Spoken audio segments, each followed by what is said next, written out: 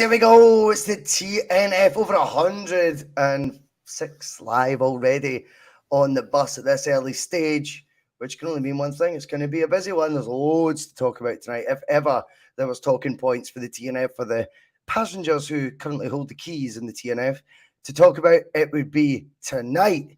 Before we get stuck into all that, we'll do all that good stuff, but absolute loads to talk about. Champions League exits, Champions League draws, players coming in for big clubs, late transfer flurry, deadline day tomorrow, the small matter of a game at Ibrox on Sunday. You tell me what you want to talk about tonight, and I'm sure we will cover it all. What a team we've got. We've got Connor, we've got the judge, as always, on a Thursday, and the coolest man in Celtic podcast planet, Liam, the punked up warlord Greenlaw. Yes! Okay, all that good stuff means Giza we like, Giza share by all means. Slag the hair. Don't slag Liam's. He's still rocking it, but you can slag mine. That's all good.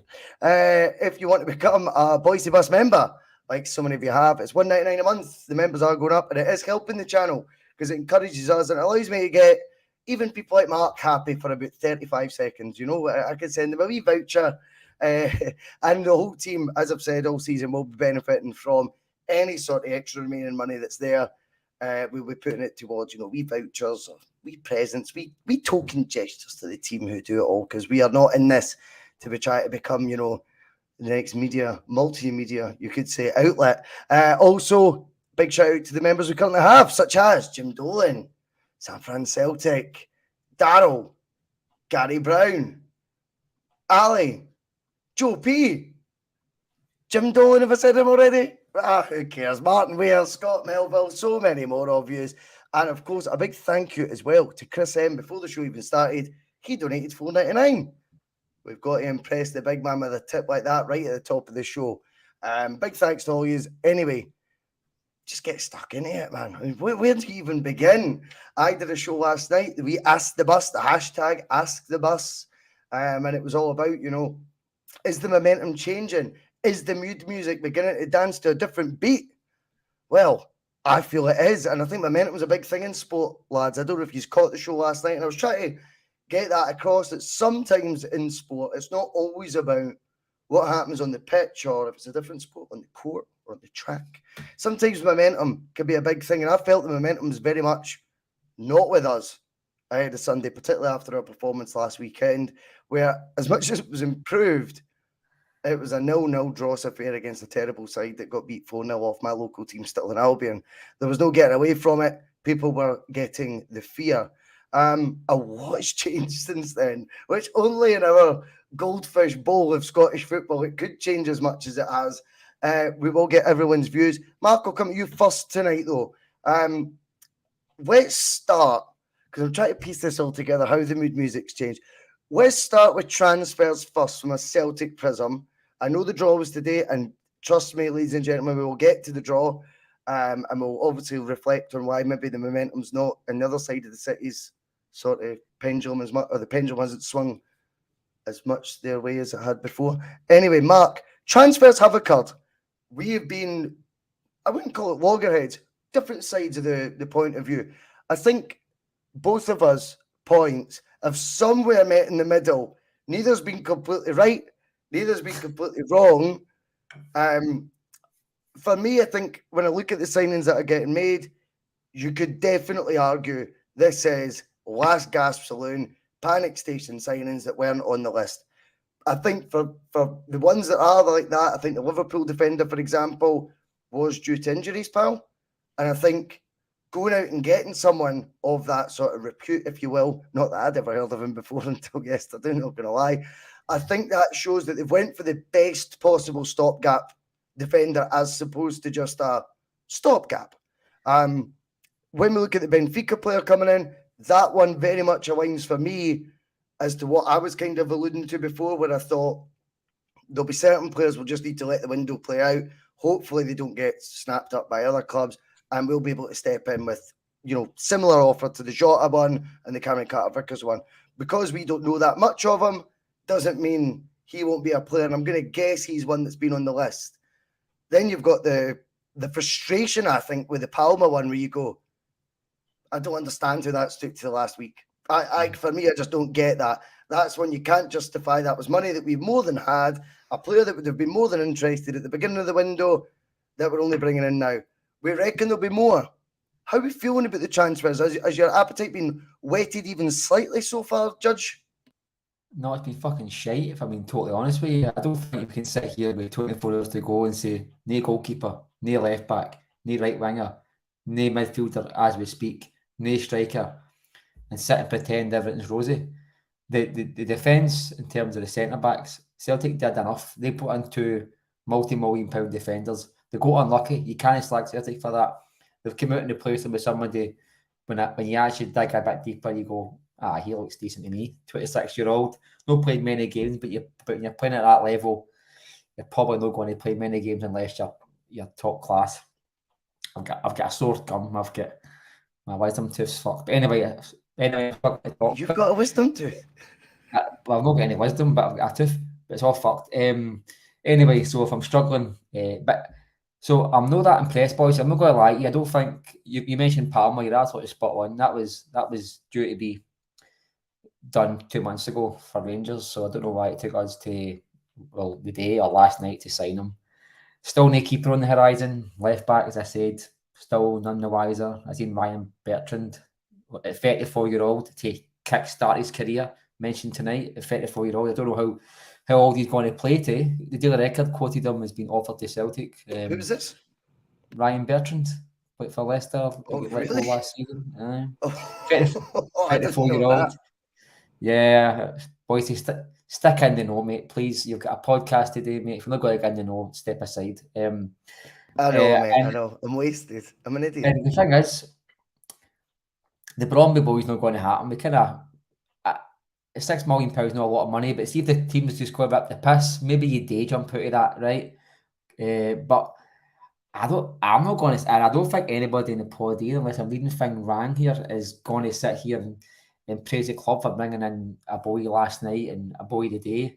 I don't think that Nat Fraser aside, I know he's Nat Phillips, but I'm going to call him Nat Fraser because I think that's somebody in jail. But anyway, they players aside, he came in because he had to come in, Boise, right? And I think the club did well there. But the rest of them, I mean, come on to fuck. I mean, they could have been signed a long time ago. I think it's been the age-old Celtic philosophy of the later you bring them in, the more week's wages you save.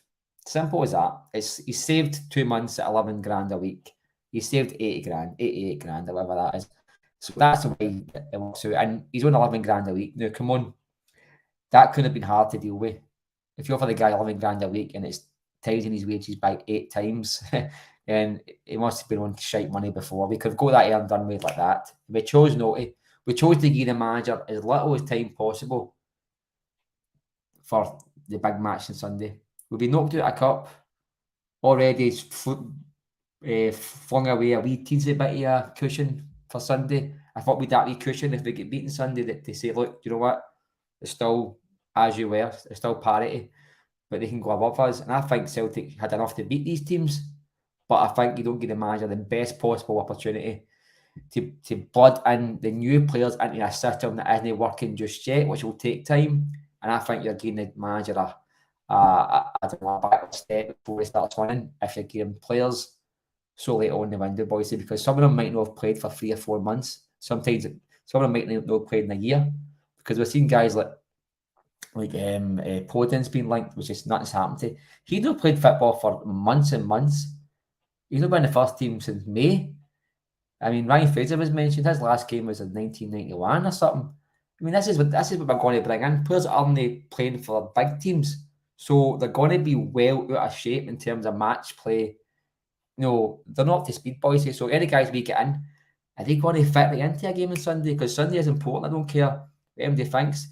Rangers get beat last night, and that is a kick in the balls. But see, at 11:59, that place will be absolutely rocking. And there won't be one Rangers player thinking about that defeat. They'll be thinking about the match ahead. And momentum, when the ball is kicked in the first whistle, momentum starts that minute. I don't think you're right. It's something you can't just invent in football. It's got to be built up over time and built up over victories. But Celtic haven't got momentum either. We've not started this season yet. We've not kicked a ball this season, I don't think. A few moments against Ross County and 1 or 2 moments at Pittodrie 2 weeks ago. I don't think Rangers getting beat 5-1 is Celtic all of a sudden gaining the upper hand on Rangers. Rangers will put that to one side, I'd imagine, but it didn't play into the game on Sunday, I don't think, Bhoys. And transfers wise, shite so far, as far as I'm concerned. Sorry, my move's calling me. Yeah, sorry. No, you're all right, mate. You're all right. The Wi-Fi's a wee bit dodgy at my. I don't know if anyone else's was Mark's connection all right with you? Was he a wee bit? Fine, aye. Fuck it, it's mine. It's mine. Right, okay, it must be me. Right, okay, Connor. The judge has spoken on the transfers. I'm in a place where I got frustrated when I seen the Palmer one, in the sense that I'm actually really happy we've signed him. I think the signing makes complete sense. I agree. I've got to agree. That was one of the ones I think you back a manager. You back him and you get that player if he's been identified earlier. If that means if the reason is he's later in the window, that must mean he was down on the list. If he's down on the list, then is that because Podence, for example, isn't coming? Who knows? But what I would say is that one frustrates me, albeit I'm excited to see what he can do. My pushback, Connor, is I don't think we can view every player that joins in the final week of the window, which I expected to be busy, I can't deny that, all to be based on what they'll achieve on Sunday. I think that would be it's just too much to judge every player what they can do on Sunday. However, notwithstanding that, in centre-back, I think he's been signed very much. The fact he's only till January, Nat Phillips, I think that tells you that is one eye on Sunday, that signing first and foremost. And I actually credit that signing because that is being proactive to a situation that we didn't get. And I like the balance. The Benfica player, his name's escaped, is it Bernardo? Bernardo, yeah. Bernardo comes in. I've got a feeling that could be one that's been on the pipeline for a while. And I think it was going to be, we'll hang a hat on that one at the end of the window and just shite, but that's just going to be the way it is. There is other glaring observations Mark makes, though, that are undeniable. The goalkeeper situation has been staring us, I think, since towards the end of last season. Funnily enough, not a position the judge was, if I remember correctly, as kind of focused on towards the end of the season. Notwithstanding that, I think he's not a Brendan goalkeeper, full stop. When you look at when history tells you Craig Gordon, who was 2 or 3 years younger than what Joe Hart is right now, and probably a better shot stopper at that point than Joe Hart, certainly just the same level with their feet, niche, right? They've not got it with, I think that would be a position, if I remember Brendan right, then I think that would be a position he would have identified at the beginning of the window. I wonder if he's been hamstrung by his own board in more ways than one, Connor. We've not been able to bring in a goalkeeper yet. My hunch is, based on just opinion, is that he can't bring in a goalkeeper till one ships out. Now, Joe Hart ain't going to leave. The board gave Scott Bain, if you remember, towards the end of last season, Connor, a new deal. We don't think that was an Ange Postecoglou contract renewal. We think it was a bold one. So how funny is it that they renew that guy and then tell the new manager, you can't get a new goalie till one of these 3 goalkeepers leave. Seagrass has only been there a year. He's on probably the best contract of his career so far. Very tricky to shift one out. If that is the sort of the law of the land in terms of bringing in a new goalie, which I've got a feeling it will be. I can't imagine Celtic allowing the manager to go get a 4th first-team squad goalkeeper, if that makes sense. But notwithstanding that, that's kind of more, again, on the board in 2 ways rather than one. What do you think? Aye, it's a bit bizarre, to be honest, because goalkeeper's obviously a position that even before the end of last season, I think a lot of us, myself included, was thinking there was areas we could improve because we know that Joe Hart, he's not going to have that longevity to last them for another 2-3 seasons. And as we've seen in pre-season and his early games, he ain't looking too good for old Joe. He can't even do the fucking basics right. He can't even pass a ball to Faye in his goal line to the fucking defender but putting it for a corner. So I think the upgrade has been screaming us in the face for a long time now, and I think we're going to rue the consequences eventually. I think domestically we'll be kind of okay.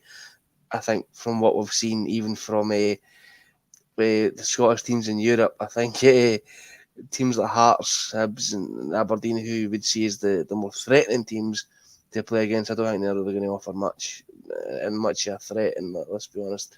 But the thing that really fucks me off is that weeks and weeks and weeks ago, before he was even linked, I was championing Livakovic.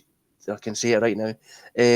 Livakovic to come in, and this was back when he was quoted at being, I think, £8 to £9 million. 9 million, aye. And now he's Is it not gone to funny as well? We all learned his name once he'd signed for Fenerbahce. That's when everyone kind of learned how to pronounce his name. But as I've seen, he's went to Fenerbahce for I think 5.7 plus some add-ons, which is fucking absolutely nothing with what we have in the bank right now for a keeper who has World Cup experience, is young, vibrant, and has got a big future ahead of him and can actually save a fucking penalty.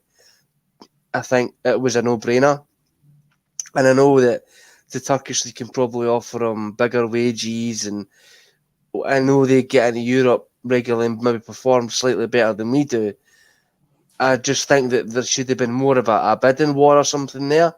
Do you know what I mean? Be part of the conversation. Be part of the conversation, Conor. Aye, They're even Champions League club, they're not. Be part of the Conference League conversation. qualifying, boys. They've got a qualifier the night for the Conference League. Aye.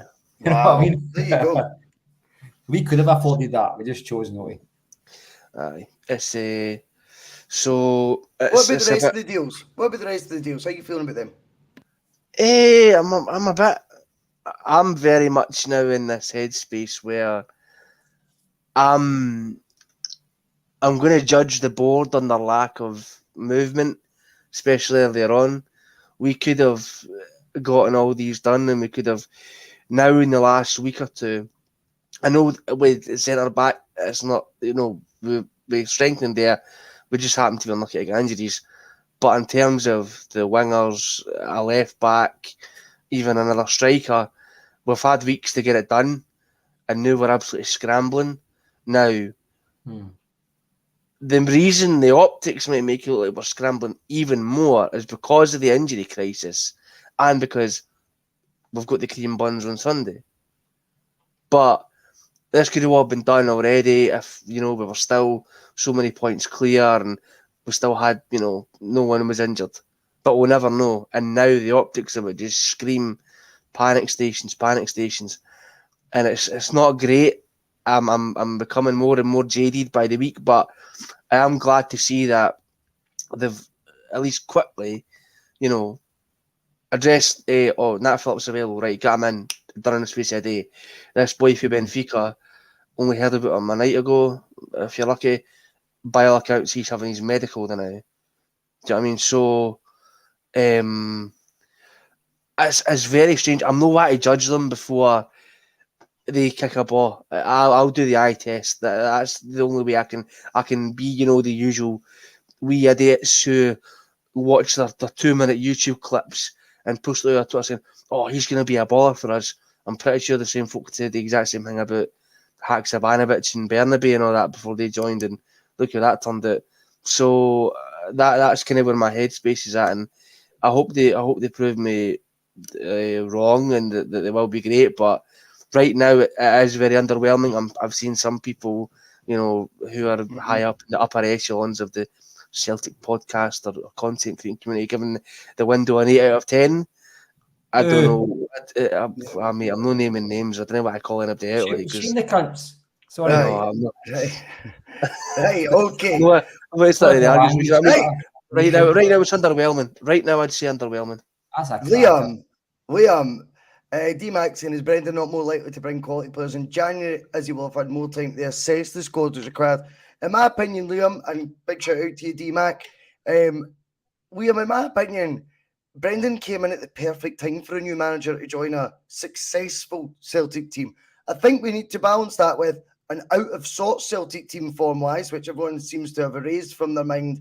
I think the last third of the season we were not at the races in particular. I think the form's not been as much of a fall-off from that as gets made out. I think, from a treble winning side, the form looks like a massive drop. But when you actually take your mind back to a lot of the games towards the end of Angie's tenure, the form drop-off, I still think there's been a drop-off, but not quite as exaggerated as it's been. But notwithstanding that, I feel Brendan, the timing he got, I don't think you would need to wait till January to assess the squad. I think if you're getting a new manager in, again, we talk about proactiveness of the board for balance.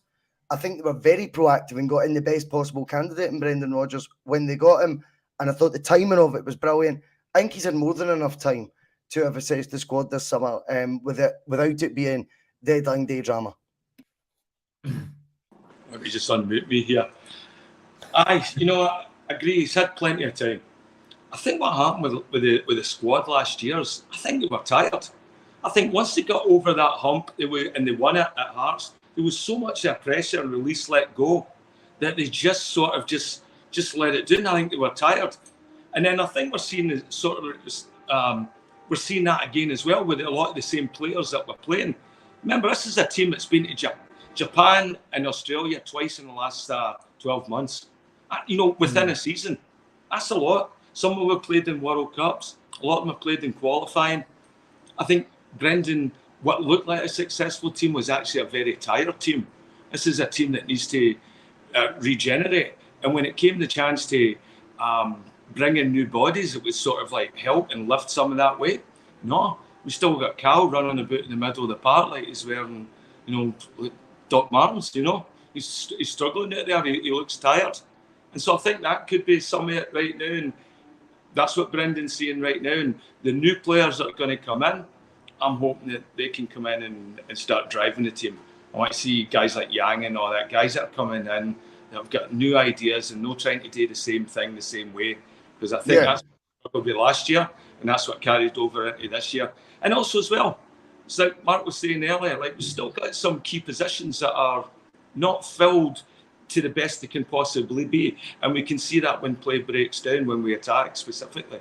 There's people that are not moving the ball quick enough, that are not making the right decisions, and not having the bravery and that to take men on, whip in crosses, or create space for Kyogo and that. And so I think he's going to sort it out. I'm feeling optimistic this week. I don't know why, but what a difference a week makes. I think I'm sort of seeing it turning right now, and I agree with that. I agree with that. I'm not impressed with him, but I think we're coming out of a bad situation, and it wasn't us. It was bad. The board let us down, because this could have been helped by getting stuff earlier, and we all recognise the problems, and that's what's frustration. Liam, say we'd signed a Palma, right, 4 weeks ago, right, and then it is the last week of the window. We proactively go get a Liverpool centre back, right, because of an injury crisis. I'd go, fuck me, we mean business here, by the way. That boy's stats look great in Greece. We've identified him. We brought him in a month ago, and then we have an injury crisis, and we go straight to Liverpool for one of their reserve defenders to come in and stopgap till January. I'd go, okay, that looks suddenly, it's the same thing we're going to end up with, though, lads, right? That's what we need to, if we look at the bigger picture. But I do accept that if, we were in situ, we'd like to think it would be, you get Palmer in the second, the manager identifies him, and you can get him. And then you like the example of Liverpool. And I think that then strengthens how the window optics look, albeit come the 1st of September, both those guys are in the door by hook or by crook anyway, Liam. That's it. The optics are back to front. They've should be done ages ago, and then the board would have been actually, okay, well, maybe it's the same thing. Right now, it still is the same old thing. We got this beautiful running machine that's going, and then Peter Lowell comes up and pulls the plug out. Oh, what is this one day? And then we got to start again. By the way, I had to say no to the podcast yesterday because they were doing construction outside my house. I've got a full-on orchestra practicing. It sounds like a ballet. I thought it was a van. Is it not? Aye. Going on. Aye, it does sound like a bit of an opera's going on outside. Okay. That's the transfers inside of things. Mark, there was also, obviously, and I was joking when I said I wouldn't talk to you about it, there is obviously that feeling today that we're the only ones in Scotland in that Champions League group. And I think it's remiss not to have fun as a football fan as well and go, there's something satisfying about the fact we're in it and they're not. That's just my takeaway. I think that's it. Maybe it's a childish side. I think that is the emotions that football brings out in you. We were in the big draw today. We were in Europe's elite draw for the second year in a row. Whatever group we got, pal, let's be honest. Me and you have spoke about this before. It is going to be extremely difficult. I want to get your take on the perception of the group, and I want you to have a conversation with me about contrasting and comparing it to last season. Because when we sat at the time, you were quite realistic. Well, it did prove to be realistic. You said, I know what you're saying about the group, boys, but I don't see us getting fuck all out it. I probably won't even go take up the option of the tickets for it because I think that competition's beyond us at this stage.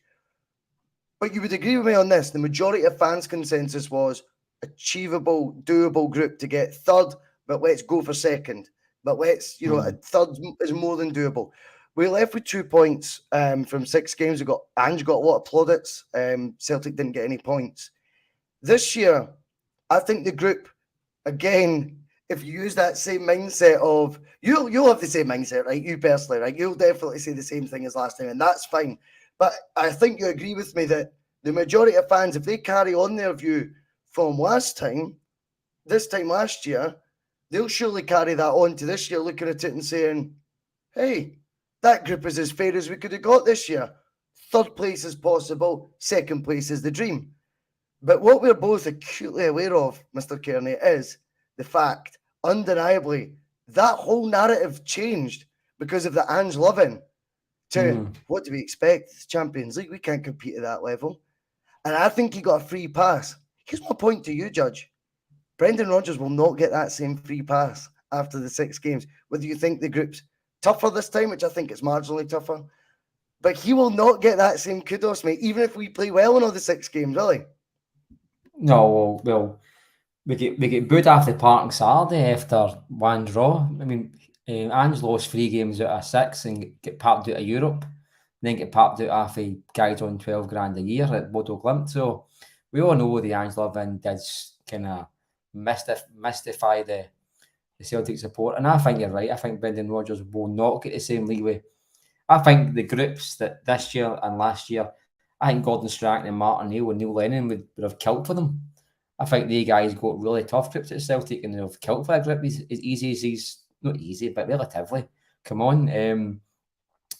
But even when I saw the draw, I'm not gonna lie, I didn't watch it, right? But I did see, I think straight away I said to my pal Steg, I went, Feyenoord and Celtic might be third place. But what we found out last year was the group doesn't always tell the story at the end as it does at the start. You start chopping and changing your mind, what team's good, what team's no good. Shakhtar Donetsk ended up. And I think Celtic's level changed from game to game. After the second game, there was fans saying, we'll finish second, then it was third, and then it was fourth. What more do you expect? Folk were changing their mind depending on how Ange got results. And I found that way. I genuinely believe if Ange walked out the front door and knocked their job, that's just somebody would say it was going rusty anyway. You know what I mean? That guy got away with nothing no matter what he did. I think if he wanted his Celtic part to be closed at night time, Celtic fans would find a way of justifying that. I'm not going to miss him. But anyway, I agree with you. Rodgers will get naif. I mean, people call me reactive. I mean, there was a lot. I mean, there was folk booing. I left after 50 minutes. I told you already. But there was folk booing at full time. I watched it on my phone when I got in the motor, right? There was folk booing at full time. I didn't hear Ange getting booed once for getting beat, humiliated off of Bodo Glimt, getting beat off of teams left, right and centre in Europe. And nobody wants to come out and... Whereas Rodgers, I think, the nicer out already, boys. See if we get a bad result on Sunday, there'll be folk up at the stadium Monday morning. I think so. And I think there's a section of support that I think would take a few bad results if it meant getting rid of him and starting again. Same with Neil Lennon, mate. There was folk like myself whose opinion on the man clouded the job he was doing, and it just became hate. And I don't mind admitting that, mate. I don't mind admitting that. I mean, if you actually strip back Neil Lennon's time at Celtic, take away the COVID season where nobody at the club, from the kit man to the first team manager, covered themselves in glory, including both our captains, McGregor and Brown. Not one of them even did any sort of decent job. So the manager had to go, and the board let him stay too long. But what you find out is, see, when the fan base have an affinity with a manager or whether they hate him, the results don't matter. It's validation for their point. If you win 10 games in a row and then lose the 11th, it's just validating your point that you're not good enough or you shouldn't be there or whatever. And I think Brendan Rodgers, he's doomed to fail no matter what he does, because eventually it was going to lose a cup game. That was going to happen. And that was just validation for some Celtic fans not to like him. And in the Champions League draw is the same thing. I don't think Celtic fans should be getting into this draw thinking we're going to get third or second. I think that's unrealistic, right? Let's be honest, right? But it's not beyond us to do that. But I think if this season we come away with 2 points, wait till you see his record in Europe chastised and scrutinised and microscope to the nth degree, and he will not get the same crack of the whip that Ange Postecoglou got. I mean, you said it before. I mean, anybody that just looks at the results in the World Cup, I mean, they get absolutely fucked 3 times. But all the plaudits went to Ange Postecoglou. Not why the players can be named. Nobody could tell you the Australian team that season. They could all tell you who the manager was. And I think Rodgers might be a bit more passive. Maybe get a victory out of this group, who knows? And still come away with less plaudits than what Ange did. I totally agree. I'll tell you one thing. We will not get popped out of Europe for a team that's got a smaller wage limit than Ross County, like Ange did with Bodo Glimt. They've got players in that team that are on less money, far less money than me. And they beat a team with Kyogo and Tom Rogic, Joe Hart, a lot of them, because of our style of play and because of our arrogance in the second leg. Rodgers does that, he'll be chastised for weeks. And that's the thing. I think even the media will behave towards Rodgers different. I think that's fair. The day he signed, I remember seeing a clip on the radio. It's a clip of the radio station, and it said that if he fails to win a treble, he's already a failure. I thought, what barometer is that?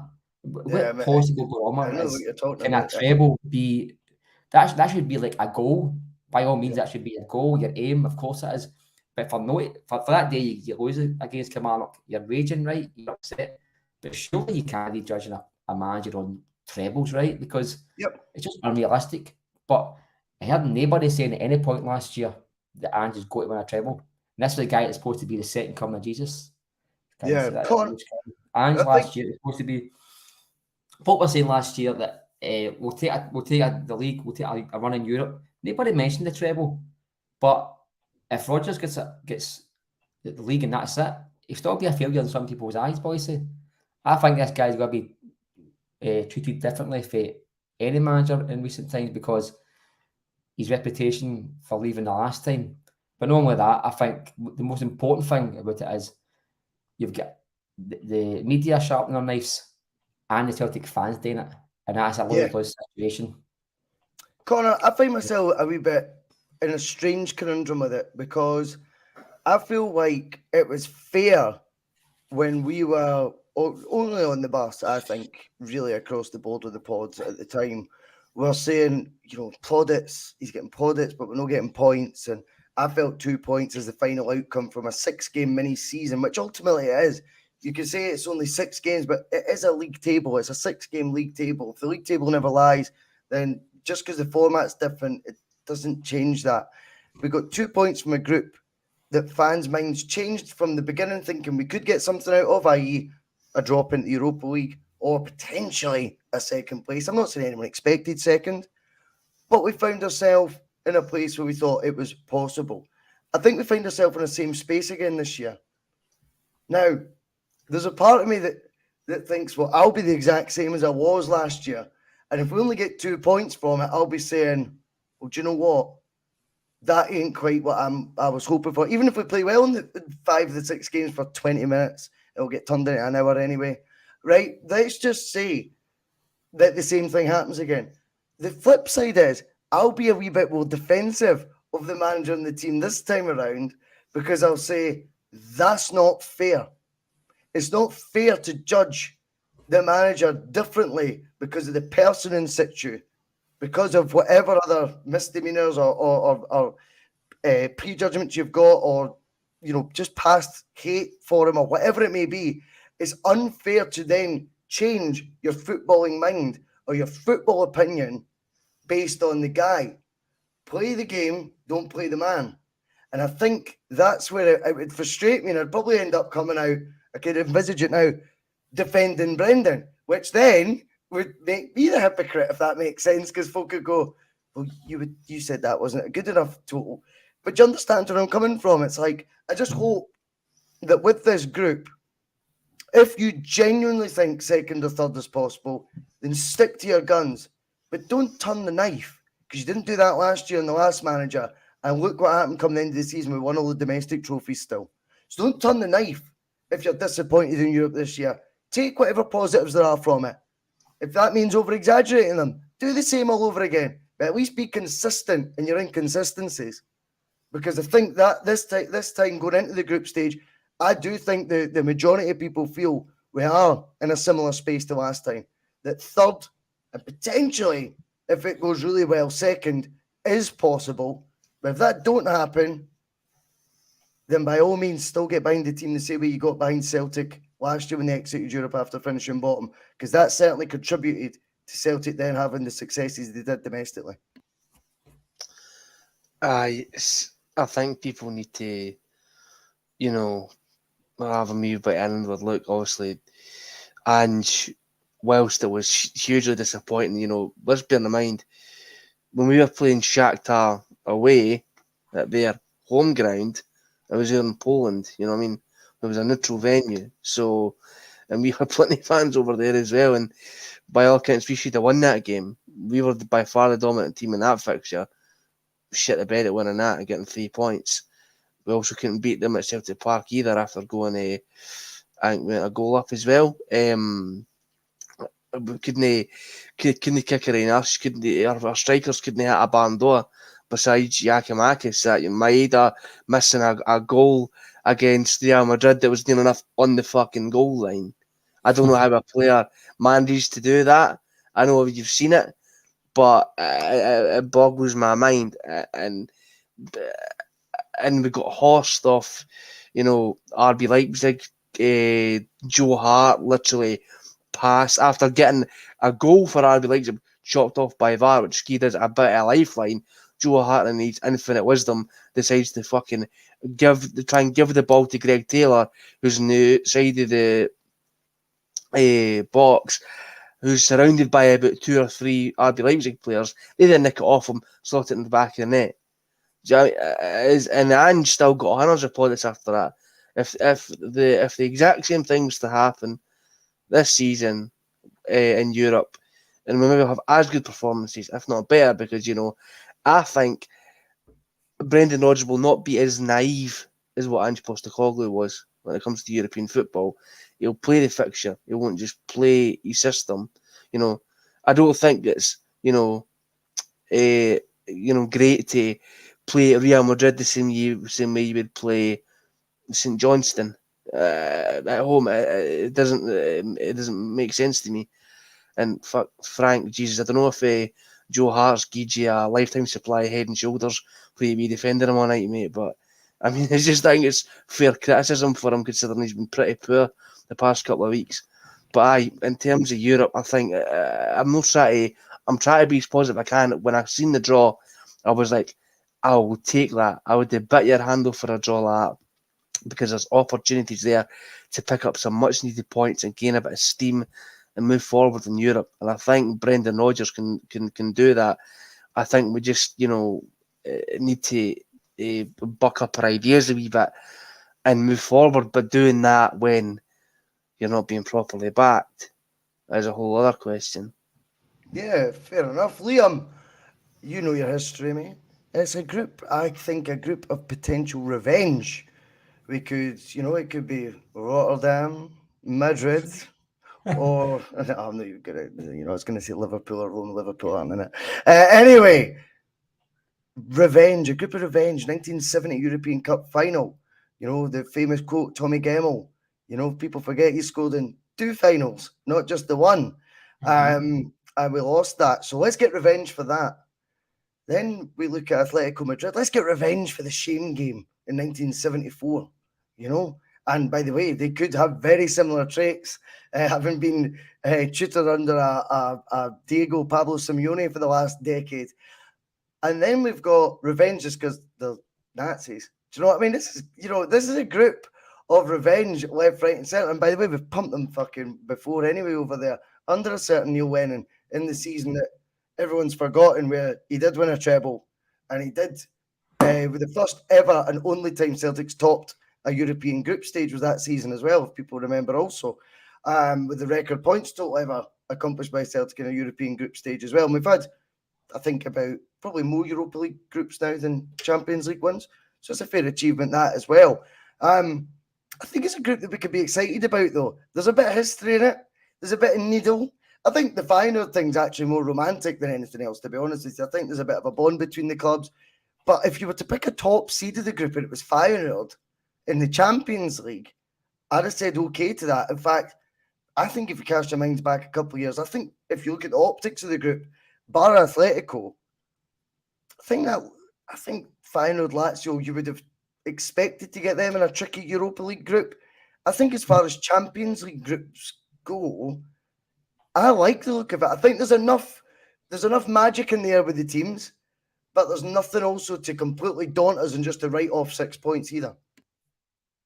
I like that. I like the group as soon as I seen it. It's a classic group.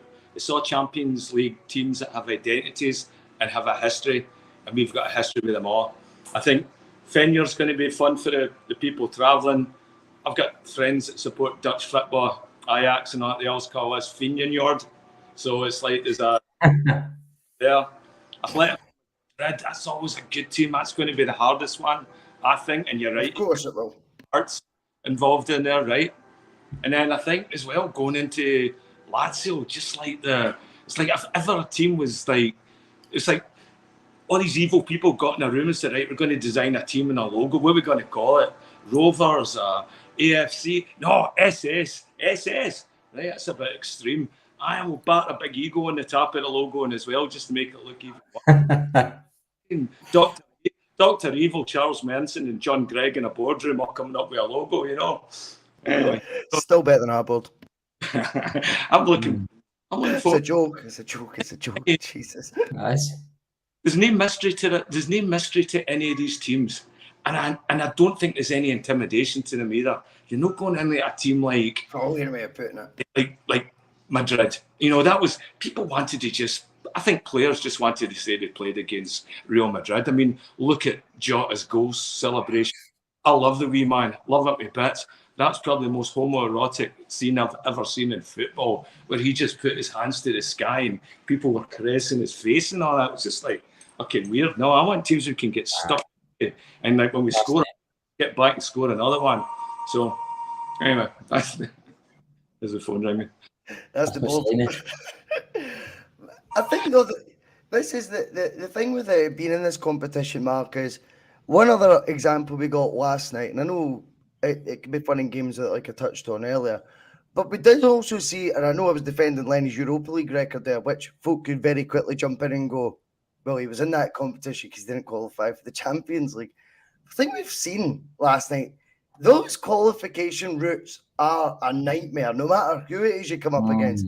And I think as well, whilst there's obviously many people who question Brendan's European record at Celtic, who forget the fact he navigated his first 2 out of 2 with Celtic through, I think it was 3 rounds the first year he was there, 2 rounds the second year, maybe 3 both years. I'm not entirely sure. I definitely think the Lincoln Red Imps, that was 3 rounds of qualifiers. So what's that, 6 games before you're even in the group? You know, you look at that, that is not easy to do no matter who the opposition is. And the financial pitfalls of that are stark. Now, interestingly, that happens last night. We see the rivals fall out of Europe, fall out of the Champions League and aren't part of that main draw today. What impact from past experience, let's turn this into a Celtic thing here, using our past experience, can that have in a negative way to your team going into your next batch of fixtures? I don't mean across the season, but it definitely can have a negative impact. If I remember correctly, we played, I think it was Cluj or Sarajevo, one of the two. And then Lennon, do you remember, started the exact same team the next game at the weekend, like don't back down, double down. and we were crapping that as well. Do you remember that? It was a few years ago. It was in his second spell, right? And he played the exact same 11 that had fucking exited Europe. But I think it leads to a lot of questions more than answers. And I think that sometimes, as much as it's fun to slag them, I think that was a tricky tie to navigate, right? PSV Eindhoven, I do. No two ways about it. But undeniably, that ain't going to be the bigger picture perspective that fans of their side or ours give you.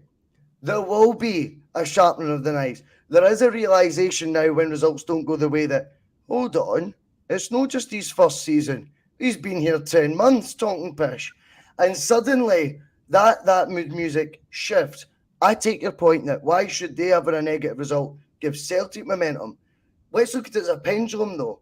The pendulum can swing maybe not by Celtic necessarily pushing it in a certain direction, but by the negativity from the other side just inadvertently swinging it our way. I think the manner of their defeat as well to a Dutch side, an Eredivisie team like Feyenoord, I think means not just going out, but getting absolutely humped has somehow given it, it's made a leveler for Ibrox for me. I take on board why you found it a game that was kind of, it's there, and it was like, it was casting an even darker cloud that's over your season now. Jokes, right? But it was casting a cloud, right? I think for whatever reason, though, this has been a bit of a leveler in the sense that I don't think their fans now go to Ibrox packed, no Celtic fans there. Yes, they will create that sort of volatile atmosphere. However, one sort of fatal blow early, they'll turn 10 times quicker this time because of the result midweek had they got through. So you start to see the ripple effect.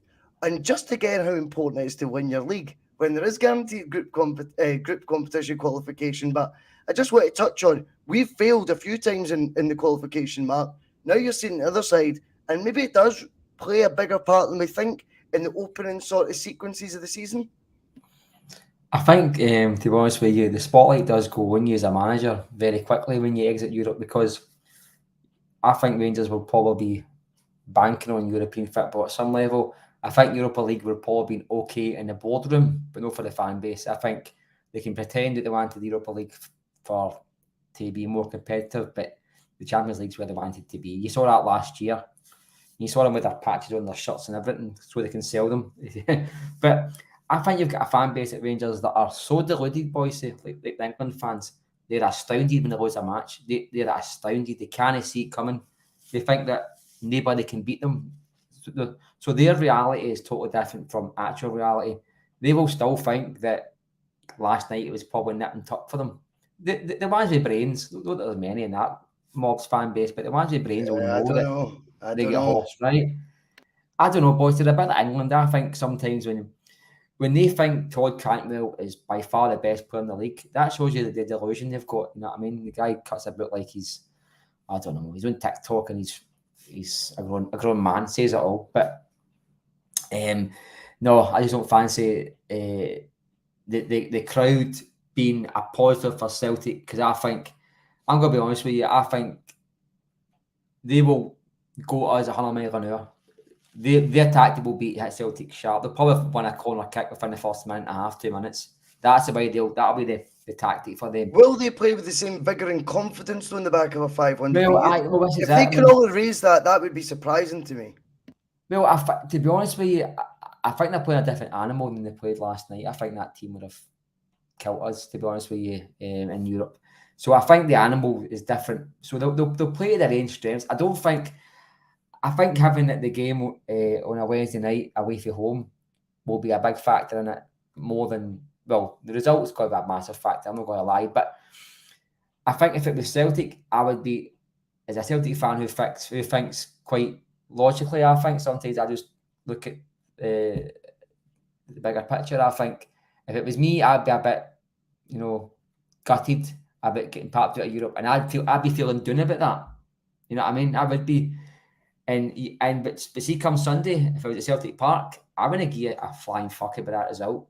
When that team came out, I'd be cheering at every tackle, every throw-in, and the full fan base would be the exact same, boys. I mean, the only way it turns against them is if we score a goal early, because going in 0-0 at half time won't anger their fans. We're no Ross County.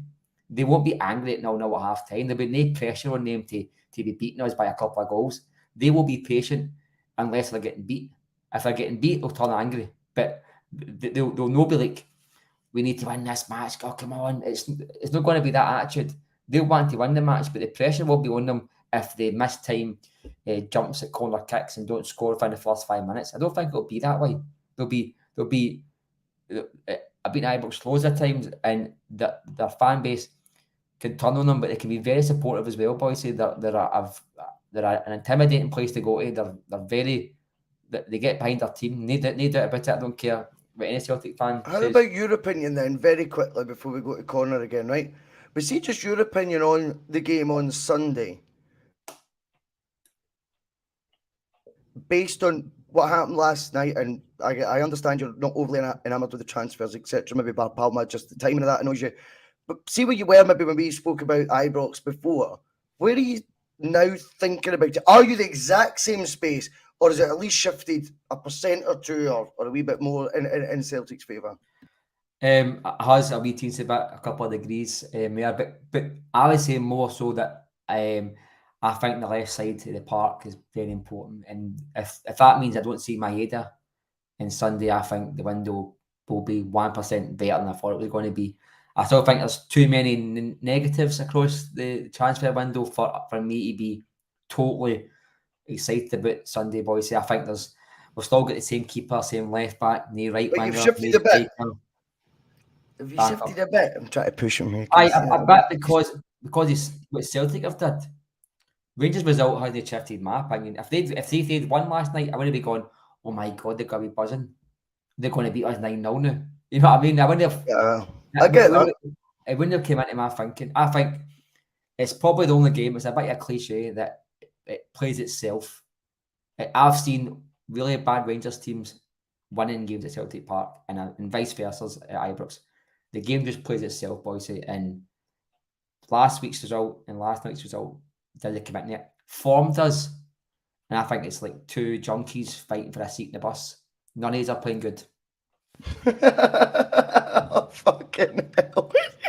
Connor, I've got to say, personally, I wasn't ever in the space where I thought this fixture firstly would have as big an impact maybe as others thought. But I definitely wasn't in a space where I was going into it feeling overly confident either that we would get a result. It's particularly how I felt Saturday, right? That's the honest truth. After watching that, and I spoke about my deflated sort of nature, my whole demeanour, like I've never sat back on a couch and watched the last 8 minutes extra time. Right, okay, I'm on my pads now. I'm standing watching going, come on, we're at home to St Johnstone. And yet I never flinched. And that was a weird sensation for me, which I kind of realised I was in the midst of midway through the injury time. Might sound a load of shite to people watching this, but that is the honest. I can't emphasise if that is genuinely what happened in my wee tiny brain. I was like, how come I'm still sitting like this? I went, I don't think we're scoring. Aye. Now they're going into Sunday. I feel like Brendan, whatever ropes he's had to pull or reins he's had to pull back, he's definitely in the process of doing. I think the Nat Phillips signing is one that the board would never in a million years have identified whatsoever. We've spoke about this on the channel, all of us, about Rodgers' know-how of players that won't be in the reckoning of first teams or, bench warmers or sometimes not on the bench for some of the Premier League clubs that we won't have the intuition to be looking at. And he's pulled that name out the bag and he's got his man. That's what I think of the centre-back, right? I also feel the nature of their defeat, Connor, I think is more of a hammer blow than them going out to PSV.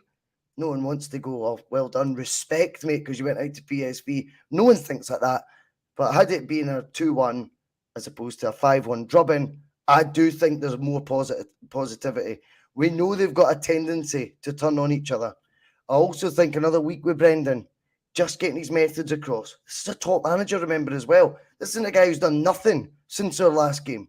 He's not sat there just twiddling his thumbs hoping for the same outcomes of the exact same plan since last weekend. This is a guy refocused maybe by the shock of exiting the League Cup, the shock of drawing at home to St Johnstone. This was a part of his script. I wonder if this Sunday could be a springboard for a season that we might not, for whatever reason, be expecting as a fan base, but we should certainly be hoping for and dreaming of. Aye, it's. I think up until last night, I was feeling like we were going to get gubbed. I think last night, while it hasn't necessarily made me think, oh, we're going to win, we're going to, going in there, all guns blazing, we're going to absolutely give them a drubbing, because, I mean, I watched it last night. I was, 5-1 going on 10-1. It could have been a fucking cricket score. But, PSV are a very good outfit, do you know what I mean? And I dread to think what they would have done to us with our current defence. Do you know what I mean? So, it's, and look, I know they'll not come into it with the same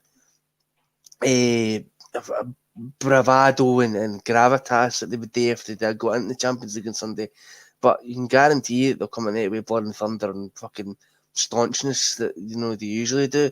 Do you know what I mean? And that Beale, as much a fucking gobshite as he is, he's probably good with drilling that into them. You know what I mean? You just have to look at fucking TikTok Todd, man, who looks like he couldn't fight a wet paper bag. He's all about it, and he tries to just get stuck into tackles. No, he never wasn't like that at Norwich. He was a flair player. He was, an absolutely wee wimp, and he still is. But he's bought into all the shit they've been feeding him. So I think there's a bit of virtue signalling on that. I think there's a lot of crowd emphasis that he does a lot of that. I think there's a lot of that that's virtue signalling to get. He's probably again aware that holy shit, this fan base, which I think both sides are, by the way, are pretty unforgiving if you're not performing well. So I think he's like he's not realizing that it's like, mate, that's quite transparent what you're trying to do. To anyone looking at it with just a wee bit of observational eyes, he's like, he does this a lot after he'll just do a very basic tackle. And I think that's him almost panicking at the thought of them turning on him. I mean, I think if you look at it, I think last night the reaction for them, they are turning on Beale big time. They were doing it, obviously after the Kilmarnock game. They've kind of came through their results. Have kind of just squeaked past a couple of teams. Obviously, Guy Livy a bit of doing, but besides that, they've not looked too great. And they're saying that Beale looks absolutely fucking lost as a manager. Shudder to thought that somebody who did absolutely fuck all besides fill the water bottles under Gerrard is out of his depth at this fucking level. Do you know what I mean? It's kind of common sense to us, but with them, I think they live in Cloud Cuckoo land. But I think with the two managers now, obviously we know that some sections of your support as well are kind of sharpening the knives in terms of Brendan. If he was to lose the game on Sunday, I think a lot of people would just be like totally fucking dumb. And they'd be like, get him out.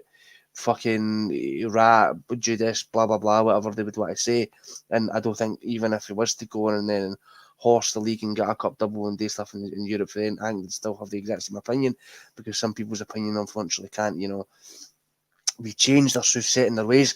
And with them on the other side, I think they're finally, seeing on the other side of the looking glass, and they're starting to realise that, Del Boy is an absolute fucking fraud. Yeah, manager. Do you know what I mean? The signings he's brought in, and I know we're talking about ours, but my God, most of them look absolutely fucking dog meat.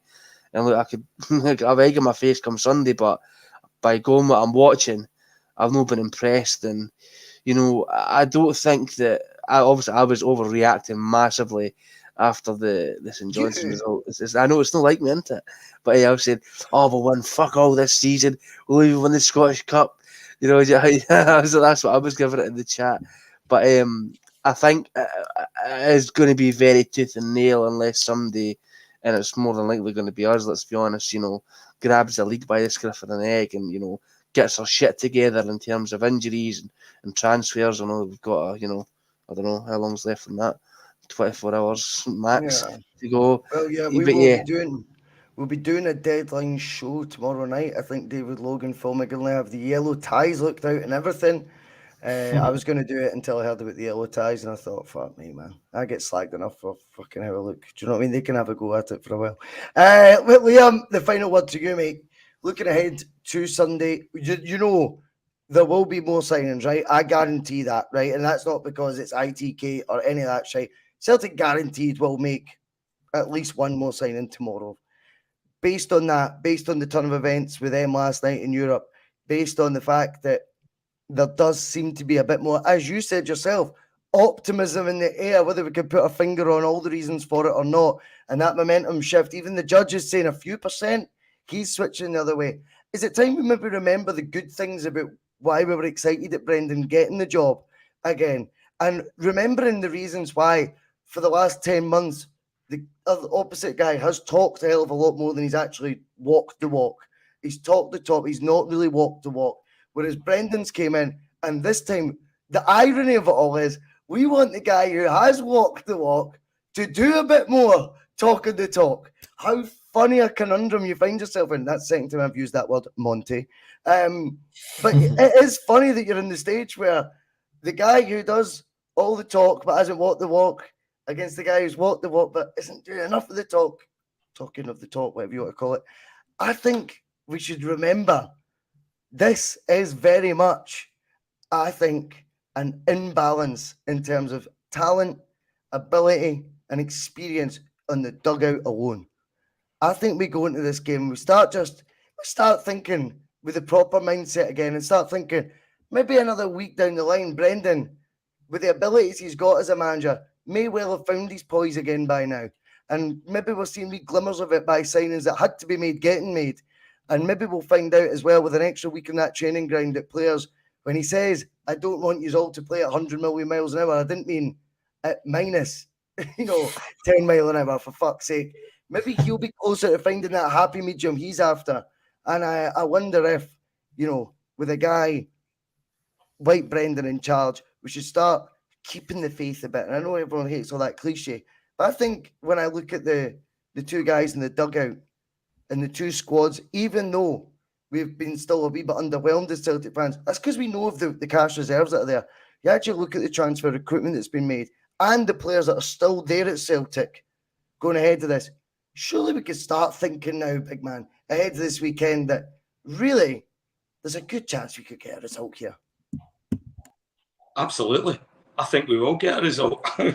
Being optimistic. We brought in an ambitious manager.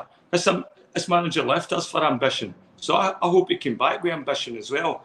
And with ambition, you get opportunity. And the good managers, the ambitious managers, are the ones that seize that opportunity. Sunday's an opportunity to bury them. So I think a couple of things have to happen. I think one is we've got to get Brendan talking. So his talk in the dressing room is going to be really important. How does he get them up for that? The other conversation or the talk that needs to happen is the press conference. I want us thrown out there as well. We're in a stadium, any fan representation tomorrow whatsoever.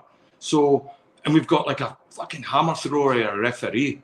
Now, the dark arts and the tactics that they involve in that, especially in the shit pit where they play. So I think we need to make sure that we've got that Brendan is vocal and our captain and senior players are vocal as well, that we're surrounding that referee. Anytime there's any bad shite tackles towards us, people not getting carded, any sort of leg breakers and that, we got to respond and maybe even throw it out there before the game, like they often do. That this is something that we're watching because we're on our own in there for the first time ever. There's no fan representation. And if you don't think that's going to sway a referee's opinion that already might have a couple of secret biases tucked in the back of his pants, you'd be wrong. So I think that happened. And then the final part, players need to do the talking on the park. That's what it comes down to. You're all there. A lot of you have signed improved contracts. Here's a time to show up. Show something for the managers that you worked with the previous years, but also this new manager that has came back in with a lot of fanfare, and he's got a lot of history and a lot of success behind him. He's never lost big games before. Don't you be the first Celtic team for him to lose a big game, right? These are big games for us in Scotland. We already dropped 2 daft points, and yeah, so I'm hoping just with the sense of the occasion. I'm hoping the fact that we've got a good manager. I'm hoping we've got players that have played in that fixture before, without drawing on the ones, bringing out like starting James Forrest to that.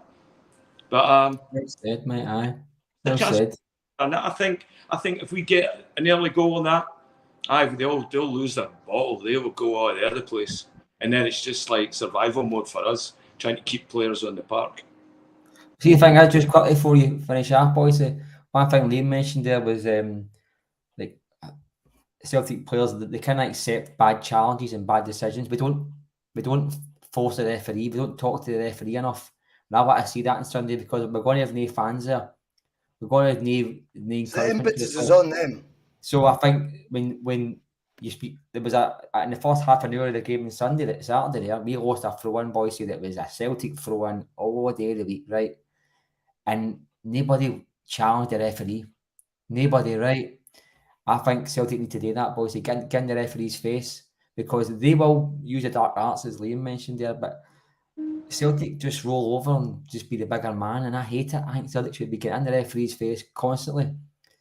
And I don't think that we've got a team for Scott Browns that will get in the referee's face. I think Carl McGregor would just run away and no challenge the referee.